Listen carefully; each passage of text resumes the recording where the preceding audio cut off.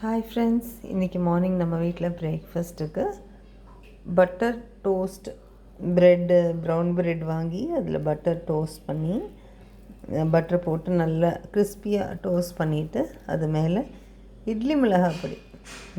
என்ன காம்பினேஷன் இது, எப்படி இருக்கும் அப்படின்னு யோசிக்காதீங்க. செம்மையாக இருக்கும். நல்லா கிறிஸ்பியாக டோஸ்ட் பண்ணிவிட்டு அதுக்கு மேலே இந்த இட்லி மிளகாய் பொடியை தூவி அது சாப்பிட்டிங்கன்னா செமையாக இருக்கும். இதில் நான் மட்டும் என்ன பண்ணுவேன்னா, இட்லி மிளகாய் அப்படி மேலே கொஞ்சம் நாட்டு சர்க்கரையோ இல்லைன்னா சுகரோ ஸ்ப்ரிங்கிள் பண்ணி எடுத்துப்பேன். எனக்கு அந்த டேஸ்ட்டு ரொம்ப பிடிக்கும். ஸோ இன்றைக்கி நம்ம வீட்டில் இதுதான் பிரேக்ஃபாஸ்ட்டுங்க.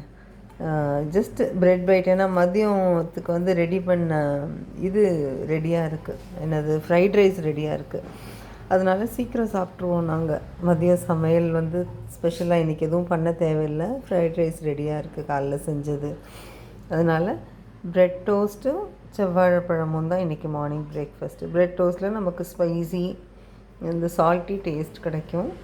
செவ்வாழைப்பழத்தில் நமக்கு அவ்வளோ நியூட்ரிஷன் இருக்குது. அண்ட் பெஸ்ட்டு பழம் எனக்கு தெரிஞ்சு பிரேக்ஃபாஸ்ட்டுக்கு செவ்வாழைப்பழம் ரொம்ப பெஸ்ட்டு.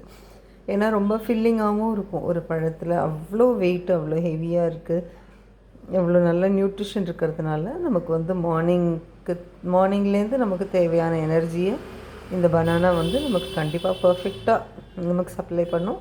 ப்ளஸ் இந்த bread toast it's an additional breakfast thing.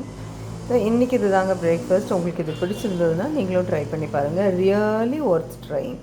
இந்த இட்லி மிளகாய் பொடி தூவி நல்ல கிறிஸ்பியாக செஞ்ச ப்ரெட்டில் இது பாருங்கள், இவ்வளோ கிறிஸ்பியாக இருக்கணும்.